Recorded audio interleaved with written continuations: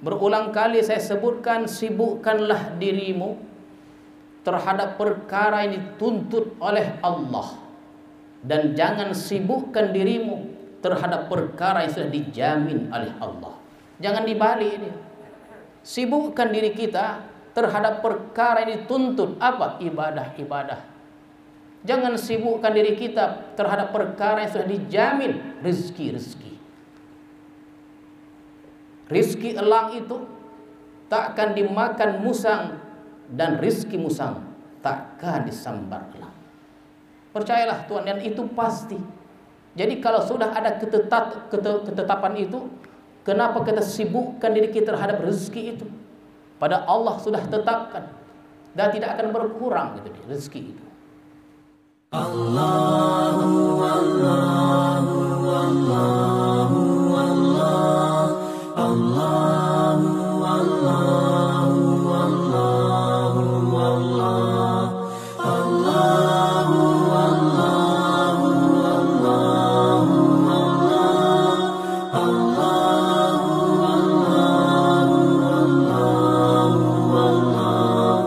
Allahu Allahu Al-Fatihah.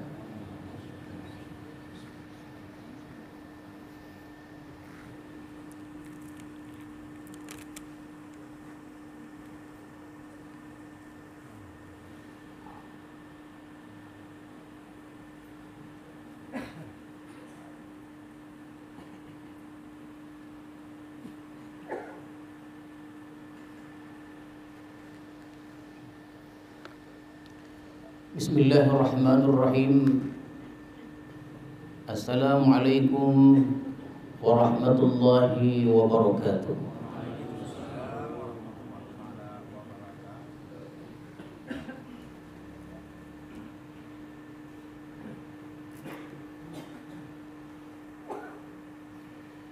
Alhamdulillahilladzi amarna bi sahbatil akhyar wa mujanabati ahli al-fisq wal ashrar. Ashhadu an la ilaha illallah wahdahu la sharika lahu ar-rahim as-sattar, wa ashhadu anna sayyidana Muhammadan abduhu wa rasuluhu al-mukhtar. Allahumma salli wa sallim wa barik ala sayyidina Muhammad tiryakil aghyar wa ala alihi wa sahbihi wa zurriyatihi al-athhar. Amma ba'd. Tuan-tuan para khalifah, para cerik pandai, para alim ulama, hadirat, serta para tetamu sekalian yang datang dari jauh maupun dari dekat. Alhamdulillah, marilah kita bersyukur kepada Allah Subhanahu wa ta'ala yang telah melimpahkan rahmat dan hidayahnya kepada kita semua, sehingga pada malam hari ini kita dapat melaksanakan salat maghrib berjamaah di madrasah ini. Salawat dan salam kita ucapkan dan kita sampaikan kepada Rasulullah sallallahu alaihi wasallam beserta keluarga, para sahabat dan para pengikut-pengikut beliau. Mudah-mudahan hadirin sekalian kita mendapat syafaat Rasulullah di hari kemudian nanti.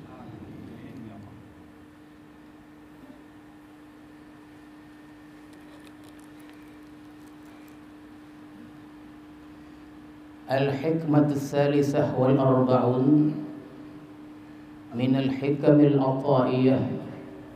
Qala al-imam al-arif billah Ahmad ibn Athaillah as-Sakandari rahimahullah wa nafa'ana bi'ulumi. Maka pada hikmah yang ke-43 ini telah berkata al-imam al-arif billah Ahmad ibn Athaillah Sakandari rahimahullah wa nafa'ana bi'ulumi. Kata beliau, la tashab man la yunhiduka haluh wa la yadulluka ala Allah maqaluh.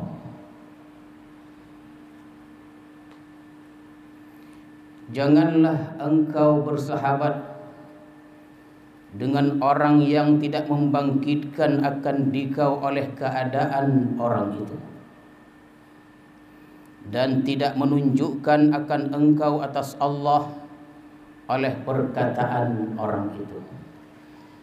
Hadirin dan hadirat sekalian, itulah lebih kurang terjemahan hikmah yang ke-43 ini.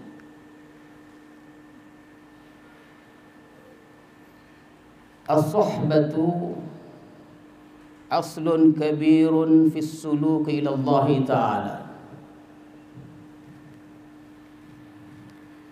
Persahabatan itu adalah pokok besar dalam suluk atau menuju kepada Allah Subhanahu wa Ta'ala. Perjalanan seorang hamba untuk ma'rifat kepada Allah adalah sangat jauh. Perjalanan untuk menjadi hamba yang diridhai itu atau abdan mardiyah merupakan perjalanan yang sangat jauh, hadirin sekalian. Min alamis sufla ila alamil ulya. Dari alam yang rendah kepada alam yang tinggi. Dari satu alam ke alam yang lain.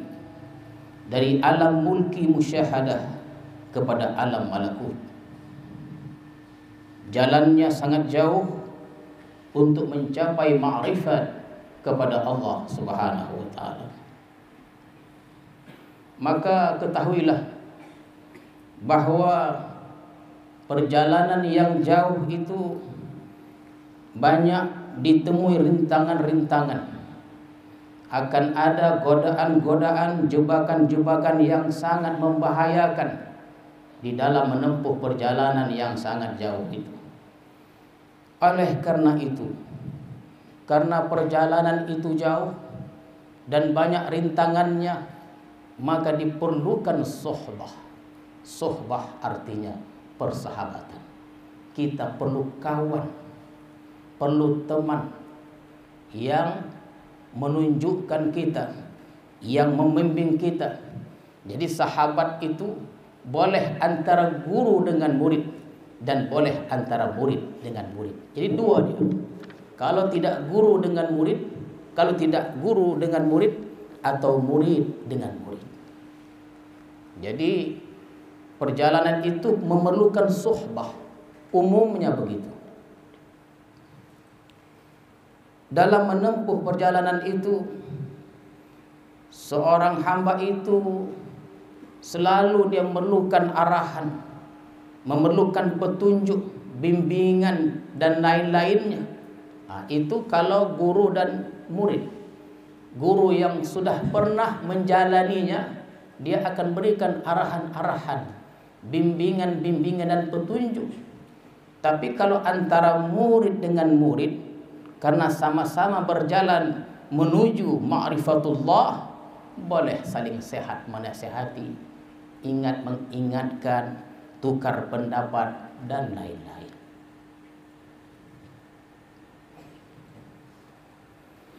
Umumnya hadirin sekalian, seperti yang saya sebutkan bahwa untuk dapat ma'rifat kepada Allah Subhanahu wa Ta'ala mesti bersahabat atau berkawan. Makanya redaksi dalam tarekat Naqsyabandiyah itu minta izin Tuan, saya masuk suluk 10 hari 10 malam. Mohon bimbingan Tuan dan doa Tuan untuk saya menuju Allah, ma'rifat kepada Allah. Nah, itu dia redaksinya begitu. Redaksinya begitu dia. Jadi perlu bimbingan, karena perjalanan itu sangat jauh dan banyak ancaman-ancamannya. Secara umum, ini secara umum, Rasulullah memberikan gambaran macam mana mencari sahabat itu secara umumnya. Qala Rasulullah sallallahu alaihi wasallam, innama mathalul jalisis salih wa jalisis su' kahamilil miski wa nafikhil kir. Fahamilul miski imma an yukhdi'aka wa imma an tabta'a minhu wa imma an tajida minhu rihan thayyibah. Wa nafikhul kir imma an yahriqa thiyabaka wa imma an tajida min rihan khabithah. Muttafaq alaih. Perumpamaan kawan yang baik dan kawan yang buruk atau jahat adalah seperti pembawa minyak misik atau kasturi yang harum baunya, dan peniup perapian atau pandai besi. Pembawa minyak misik itu atau kasturi ada kalanya memberikan minyaknya kepadamu, hadirin sekalian, atau engkau dapat membelinya, atau setidak-tidaknya engkau dapat memperolehi atau mencium baunya itu, bau yang sangat harum itu. Adapun peniup api atau perapian, maka ada kalanya akan membakar pakaian, ayah liqas ya baka. Ada kalanya akan membakar pakaianmu, atau engkau akan memperoleh bau yang busuk daripadanya.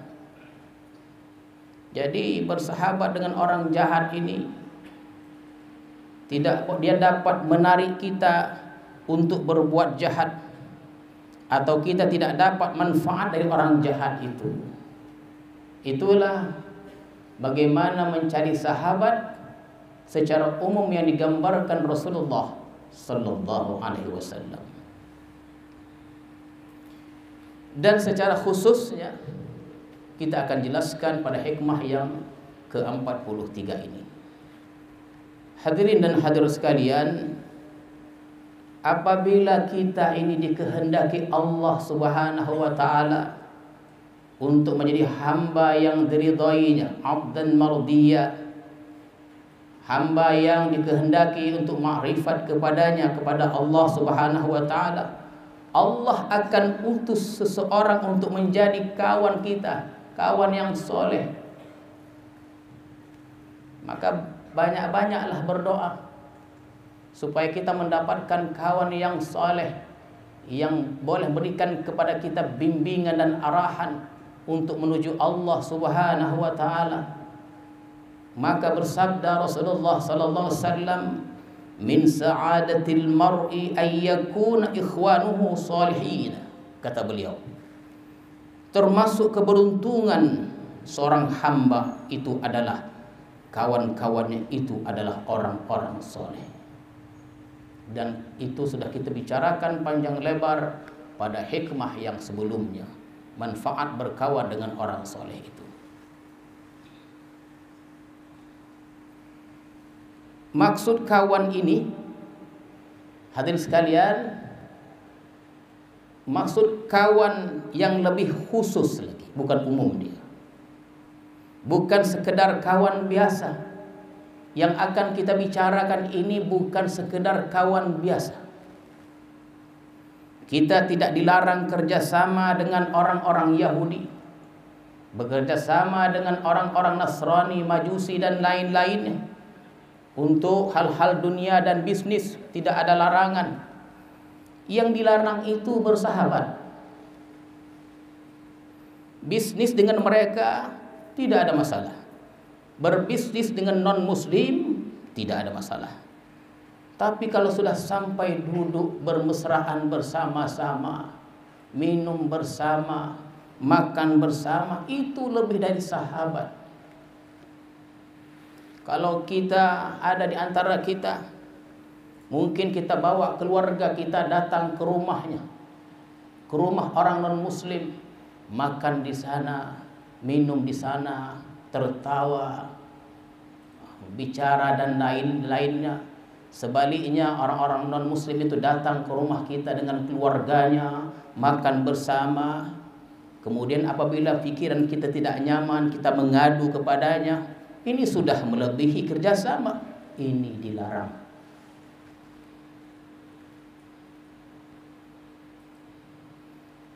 Tidur dengan orang soleh itu, dia akan menaikkan nilai kita di sisi Allah Subhanahu wa ta'ala. Selalu kita dengar, memandang wajah orang soleh saja berpahala. Baru memandang, apalagi berjabatan tangan dengannya, mencium tangannya, memakai pakaiannya, itu lebih lagi. Bahkan dalam riwayat ada disebutkan, kalau aku mati nanti, sobekkan pakaian orang soleh itu, letakkan di kerandaku. Sampai begitu. Qala ba'dul ulama, la tashab illa ahada rajulaini, rajulun tata'allamu minhu syai'a fi amri dini fayanfa'u, aw rajulun tu'allimuhu syai'a fi amri din fayaqbalu mink, wassalis fahrub minhu. Jangan kamu bersahabat kecuali salah satu dari dua. Jadi ada tiga golongan. Ya. Boleh bersahabat dua golongan, lari dari yang tiganya. Kata Rasulullah, yang pertama, seseorang yang kamu belajar daripadanya sesuatu urusan agama engkau, maka dia boleh atau bisa memberi manfaat kepada engkau. Itu yang pertama. Jadi sahabat ini kita boleh belajar darinya tentang urusan-urusan agama, dan pelajaran itu memberikan manfaat kepada kita, hadirin sekalian. Yang kedua, atau yang kita sahabati itu, yang kita kawani itu adalah orang yang belajar kepada kita dalam urusan agama, dan dia bisa menerima dari kita. Yang ketiga, fahrub minhu, larilah engkau daripadanya. Karena apa? Karena tidak membantu untuk dapat membawa manfaat kepadamu. Fahrub minhu, tak ada dapat manfaat dari kawan tadi, pergilah darinya. Carilah kawan yang dapat memberikan manfaat kepada kita, dan kita pun memberikan manfaat kepada dia. Jadi hadirin sekalian, ini gambaran secara umum. Bagaimana cara mencari sahabat tadi sudah digambarkan oleh Rasulullah sallallahu alaihi wasallam secara umum, dan digambarkan oleh perkataan sebagian ulama. Qala ba'dul ulama tadi. Maka dalam hikmah yang ke-43 ini, al-imam secara khusus, tadi secara umum, al-imam memberikan secara khusus, menggambarkan bagaimana mencari teman secara khusus. Bukan sekedar orang soleh, tapi lebih dari soleh untuk jadi kawan kita itu. Bukan sekedar ahli ibadah, tapi lebih dari itu. Bukan sekedar orang alim, tapi lebih dari alim. Inilah dia, kata beliau. Itulah maksud ishab man yunhiduka halu. Temanilah, bersahabatlah engkau dengan kawan yang membangkitkan akan engkau oleh keadaan orang itu. Jadi keadaan orang itu membangkitkan kita kepada Allah. Ini baru keadaan orang itu. Ishab man yunhiduka halu, bersahabatlah kepada orang yang membangkitkan keadaannya kepada Allah Subhanahu wa ta'ala. Dibangkitnya kita kepada Allah. Bagaimanakah keadaan orang itu? Kata beliau, bagaimanakah keadaan orang yang boleh membangkitkan kita, yang kita jadikan sahabat itu? Kata beliau, alladzi yunhiduka haluhu man idza ra'aitahu dzakartallah. Hendaknya Orang yang engkau jadikan sahabat itu adalah orang yang begitu engkau lihat, engkau pun ingat kepada Allah. Alladzi yunhiduka haluhu man idza ra'aitahu dzakartallah. Kita tengoknya wajahnya, langsung ingat Allah. Ada juga kawan, kita tengok muka dia, ingat terus. Ada juga gitu. Bila lagi gitu. Kalau dah bila lagi, pertanyaan bila lagi itu dah tahu dah. Ingat terus. Terkadang kita ni hadirin sekalian, perbuatan-perbuatan baik yang kita kerjakan mau copek aja. Hal-hal baik ini apabila kita kerjakan maunya copek aja. Tapi hal-hal yang kurang bermanfaat ompek 5 jam, tahan. Habis main subuh sambung lagi. Itu juga serapannya. Itu yang pertama. Alladzi yunhiduka haluhu man idza ra'aitahu dzakartallah. Bila kita tengok wajahnya, kita tengok aja keadaannya berselisih, kita tengok dia, zakartallah, engkau ingat Allah. Tengoklah sebelah kiri kanan tu, mana tahu.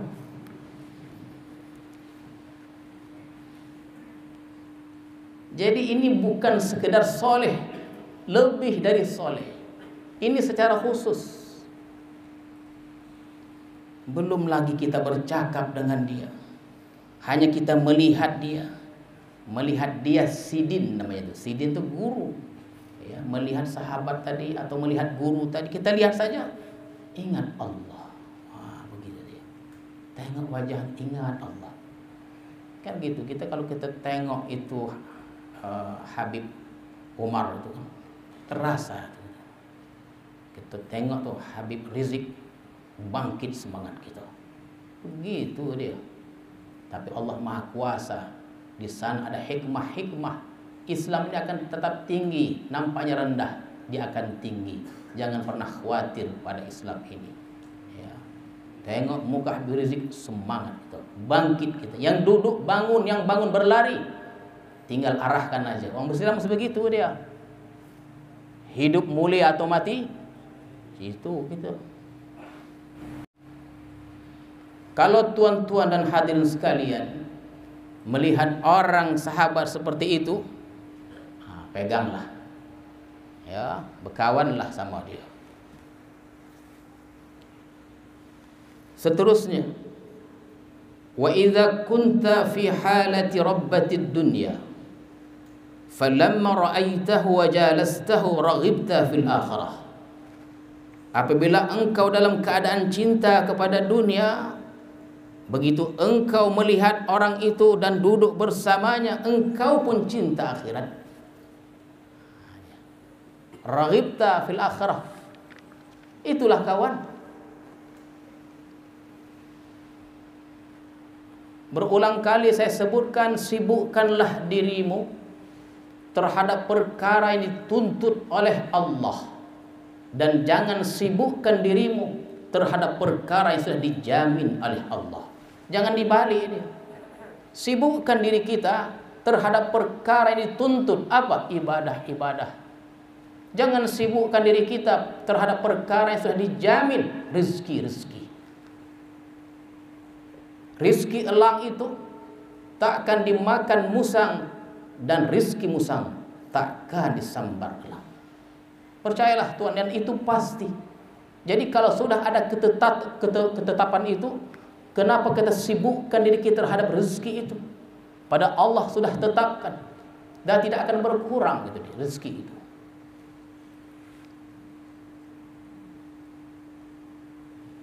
Jadi inilah maksud alladzi yunhiduka halu, yang bisa membangkitkan kita oleh keadaannya, dibangkitnya kita. Kita ingat Allah, kita ingat akhirat. Makanya sebelum pernah saya sebutkan, tempat pelancongan yang elok di bumi Allah ini dua aja, rumah sakit dan kubur. Itu dia. Pelancongan yang paling elok. Datang kita ke kubur, ingat mati. Datang kita ke rumah sakit, mendengar jeritan-jeritan, melihat tumpahan-tumpahan darah.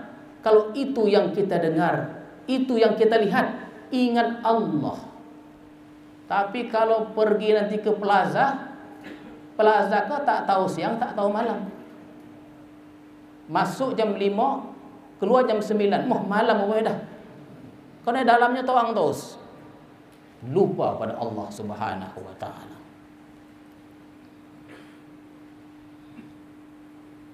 Jadi bukan sekedar alim, lebih dari alim. Jadi adalah hadirin sekalian,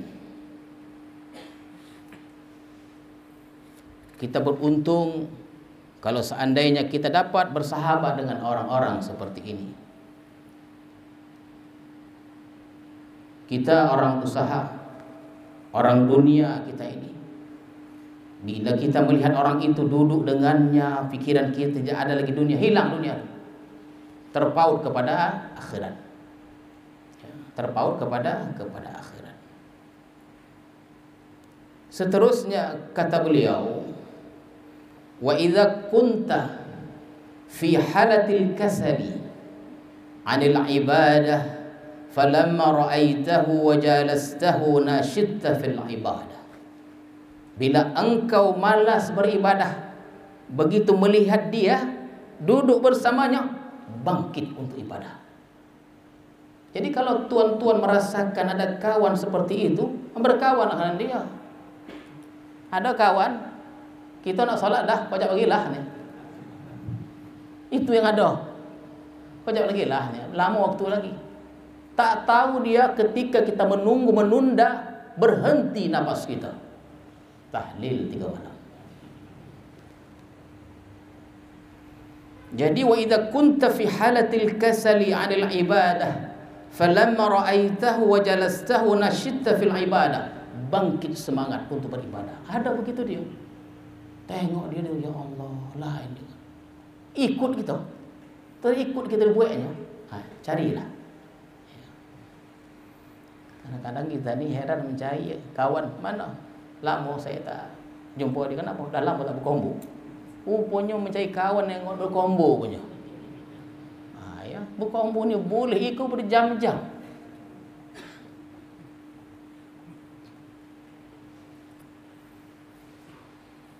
Seterusnya hadirin sekalian,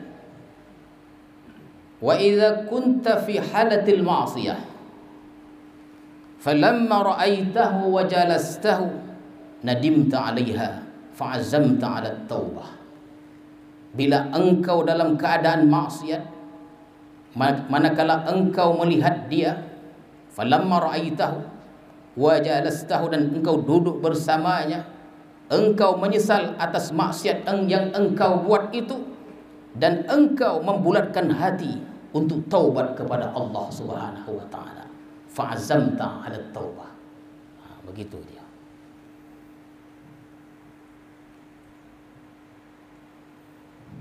Kadang ada kawan tu bila lagi ni, cukup-cukuplah itulah. Yang berlalu biarlah berlalu, ya, menjadi ingatan. Jadi hadirin dan hadirat sekalian, inilah maksud alladzi yunhiduka haluh, yang bisa membangkitkan keadaan orang, membangkit hal kita dengan keadaan orang itu.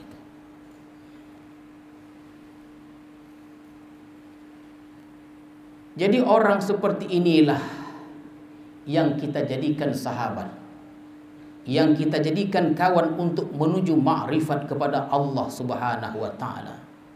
Dan insya-Allah akan cepat sampainya suluk itu. Suluk itu perjalanan. Kita sudah sebutkan bahawa al-wasil itu adalah orang yang sudah sampai kepada Allah, mengenal Allah. Orang yang di tengah perjalanan belum sampai lagi, namanya salik. Itulah orang-orang suluk. Dan orang-orang suluk itu ada juga peringkat-peringkatnya. Ada peringkat-peringkatnya. Macam mahasiswa juga lah. Ada nilai nyampe, ada nilai 3,5, ada yang komlot lagi, ada yang 2,5, ada yang gagal lagi. Ya. hajab Khalifah Malik aja. Nanti kata Khalifah Malik, pulang suluk ya, masuk ke lambu. Jawabannya semangat, iya. Belok kiri dia. Tak sampai masuk suluk. Ini tuan-tuan, kalau Khalifah Malik bilang pulang masuk suluk, iya, pulang betul-betul masuk suluk. Masuk ke lambu, masuk sekejap, 5 menit jadilah. Karena berkombo dalam kelambu tu berdua. Berpuluh-puluh nah.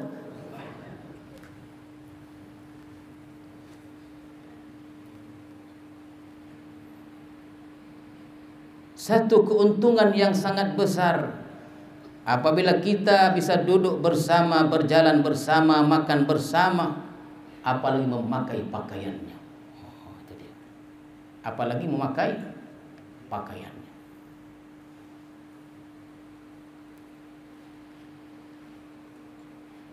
Syekh Abdul Wahab Rokan Al-Naqsyabandi itu, kalau tidak salah dalam sejarah, dalam tahun 1848 beliau ke Malaka. 2 tahun berniaga di Malaka, berjualan, dan setelah dapat, itulah ongkos beliau menuju Mekkah Al-Mukarramah. Beliau belajar tauhid, beliau belajar syariat. Tarekat ini landasannya mesti kuat, syariat. Dan itulah yang akan kita coba, kita presentasikan. Kita tidak boleh diam, kita perkenalkan tarekat ini ke masyarakat. Karena tarekat inilah yang boleh mengobati penyakit-penyakit masyarakat itu. Tapi khusus untuk tarekat, beliau belajar dengan seorang guru masyhur, Syekh Sulaiman Zuhdi, guru ulama Jawi itu.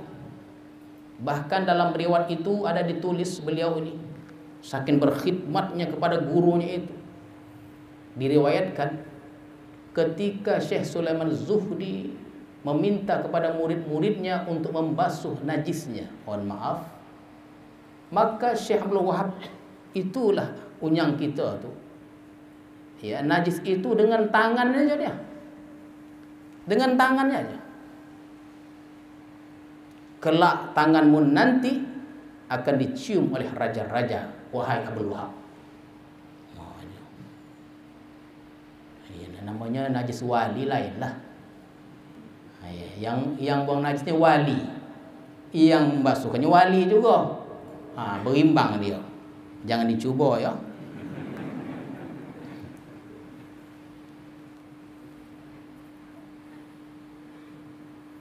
Fasuhbatu man hadhihi haluhu wa in qallat ibadatuhu wa nawafiluhu ma'munah mahmudatul aqibah jalibatun likulli faidatin dunyawiyah diniyah. Jadi bersahabat dengan orang seperti ini walaupun orang itu tidak banyak ibadah. Ini dia. Bersahabat dengan orang seperti ini, ada kalanya orang itu tak banyak ibadahnya. Wirid tidak, qabliyah ba'diyah sekali-sekali. Tapi bila melihat dia ingin akhirat, itu kelebihannya. Itu Syekh Abdul Urakan. Apa kata Syekh Muhammad Yunus kepada Sultan Musa? Wahai raja, ambillah Syekh Al-Wahab itu menjadi guru, tetapkan dia sebagai guru di kerajaan Langkat ini. Kalau tuan raja menjadi orang yang lebih alim dari Syekh Wahab Rokan ini, banyak. Kalau tuan mau mencari orang yang lebih pandai dari beliau, banyak juga. Tapi beliau adalah guru yang bertuah. Ini dia. Asal-asalah kita ini bertuah atau tidak. Ya. Syekh Abu Bakar bertuah. Guru yang sangat bertuah.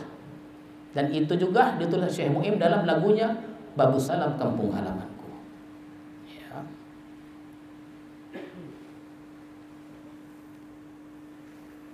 Jadi orang ini wirid tidak. Puasa sunat pun jarang. Itulah dia. Tapi bila kita duduk dengannya, kita benci dunia. Benci kita dunia, ingat akhirat. Kita tidak tahu kita Allah lebihkan seseorang hamba itu. Maka jangan remehkan kawan kita. Jangan remehkan ibadah sahabat kita. Ya. Dan kita tidak boleh tahu, seperti yang saya sebutkan, kita pun tidak tahu amal yang mana masukkan kita ke dalam surga. Boleh jadi seekor semut, saya ulang, seekor semut yang terapung di atas air di dalam parit itu. Di dalam parit terapung-apung akan mati, kita ulurkan jari kita. Kita ambil semut tadi, kita letakkan di pinggir parit. Boleh jadi perbuatan itu yang masuk kita ke dalam surga Allah Subhanahu wa ta'ala.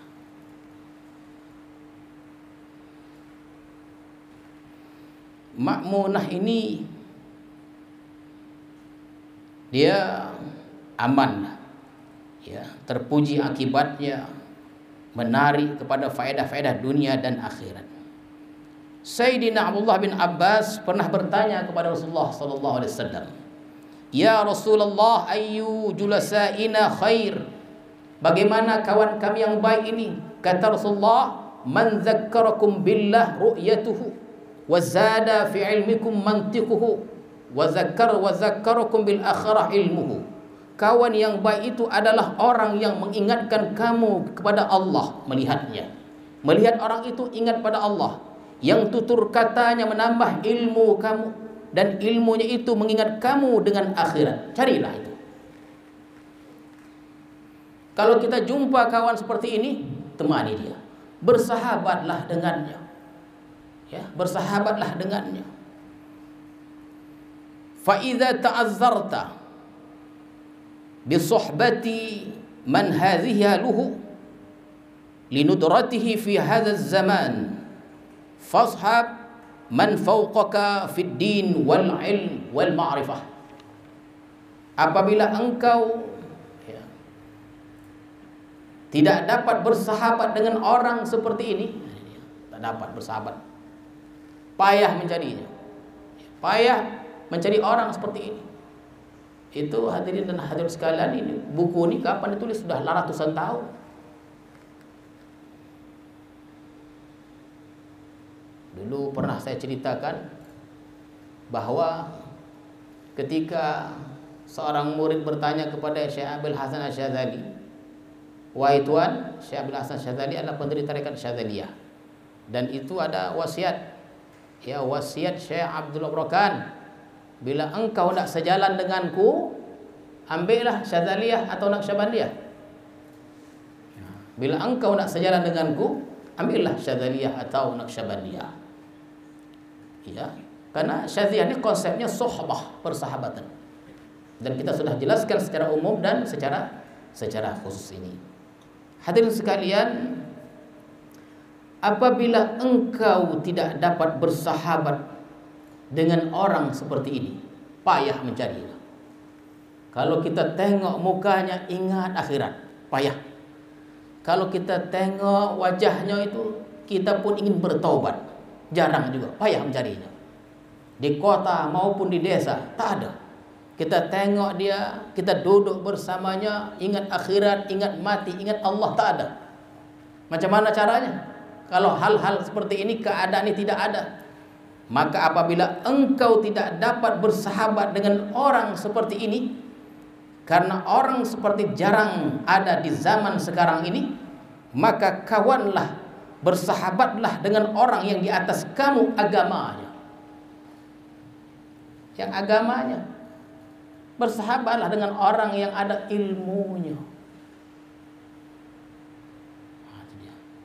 Ditanamkan itu. Sekarang dunia ini banyak fitnahnya, hadirin sekalian. Banyak fitnahnya. Dulu kita dididik sebagai orang yang jujur. Dididik di SD dulu menjadi orang yang jujur. Dididik ibu bapak kita menjadi orang yang jujur. Setiap hari, setiap malam dididik kita, sehingga kita patuh, taat kepada kedua ibu bapak kita. Dalam masyarakat itu, masyarakat yang jujur, kita pun dikuatkan lagi. Sanawiyah, aliyah, kita jujur. Lalu kita pindah interaksi ke satu komunitas yang ke semua komunitas tidak jujur.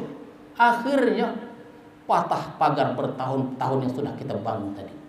Kita yang selama ini jujur, tinggal di kampung kita jujur, bila berpindah kita pun tak bisa jujur, bahkan malu untuk jujur. Kenapa? Karena bagaimana kita jujur di sekumpulan orang tidak pernah jujur. Payah. Apalagi dunia ini banyak fitnahnya. Dan orang mudah memfitnah. Mudah memfitnah. Menuduh orang ini mudah kali. Mereka tidak tahu bahwa dunia ini fan. Bahwa dunia akan hancur, akan binasa. Dia ingat hidupnya akan lama dan kekal. Dan boleh jadi perasaan itu ada pada kita. Walaupun kita selalu sembahyang, terkadang perasaan muncul, aku akan hidup 1000 tahun lagi.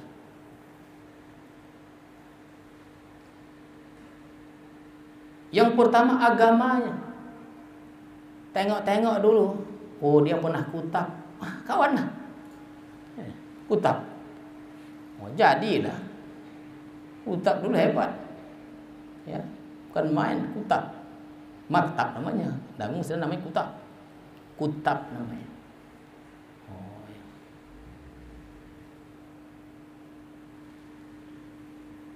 Wal ilm. Tadi agamanya, ilmunya. Agamanya elok, kemudian ilmunya. Ilmu ni penting, makanya hadirin dan hadirat sekalian, kita di Bersilap ini kita lebih ingin perkenalkan tentang dunia tarekat ini.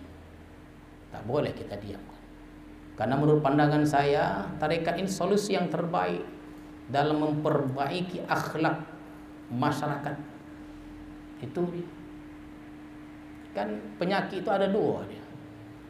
Penyakit badan, batin. Penyakit batin ni dia ada namanya penyakit itu. Ada tempatnya, ada obatnya, ada pantangannya, ada tempatnya, ada gurunya. Sama dengan penyakit badan. Kalau penyakit badan mati masuk kubur. Kalau penyakit batin mati masuk neraka. Artinya penyakit batin itu lebih utama untuk diobat, dirawat. Kan begitu dia. Kalau orang sakit gula, kencing manis, atau darah tinggi, kolesterol, atas sebab-sebab itu mati dia, dikubur lah. Habis, tamat penyakit tadi. Kenapa? Dia mati. Tapi kalau seseorang itu mati, dia masih waktu dia mati itu dia sombong, dia ria, dia iri, dia dengki, dia fitnah, mati dia. Dia tidak dimasukkan ke dalam kubur, dia dimasukkan ke neraka jahanam. Tidak ada yang mati itu mati. Bila kita melihat orang mati, itulah awal kehidupan. Jadi orang di kubur tuh hidup semuanya. Ya, hidup semuanya. Kita pun salam, kan dijawabnya tuh, Assalamualaikum. Dijawab mereka, Waalaikumsalam. Alhamdulillah, kita tak donga. Alhamdulillah tu. Kita kan kadang ziarah ke habis subuh golap lagi. Assalamualaikum warahmatullahi wabarakatuh katanya. Kan tak jadi kita ziarah. Donga gitu. Itu alhamdulillah kita tidak mendengar jawaban salam orang kubur itu. Alhamdulillah. Kalau Tuhan pernah mendengar, alhamdulillah juga. Itu Tuhan diberi kelebihan, jangan ceritakan. Ya, kalau ada. Kemudian ma'rifatnya. Jadi kalau tadi kita tidak mendapatkan sahabat-sahabat yang dijelaskan tadi, maka bersahabatlah, pandanglah yang pertama agamanya. Kalau elok agamanya, kawani dia. Kemudian ilmunya, bersahabatlah dengannya. Dan yang terakhir adalah ma'rifatnya. Ma'rifatnya. Itulah dia, tuan-tuan dan puan-puan sekalian. Mengenai ma'rifat nanti kita ada judul khusus pada hikmah yang lain tentang ma'rifat umum dan ma'rifat khusus. Mudah-mudahan kita mendapat sahabat yang boleh membawa kita kepada menjadi hamba yang abdan mardiyah. Amin ya rabbal. A'udzubillahi minasyaitonir rajim. Bismillahirrahmanirrahim. Allahumma zidna ilma warzuqna fahma walhiqna bis salihin. Allahumma ij'al jam'ana hadza jam'an marhuma wa tafarruqana min ba'di tafarruqan ma'suma. Wa sallallahu ala sayyidina Muhammadin wa ala alihi wa sahbihi ajma'in. Walhamdulillahi rabbil alamin. Assalamualaikum warahmatullahi wabarakatuh.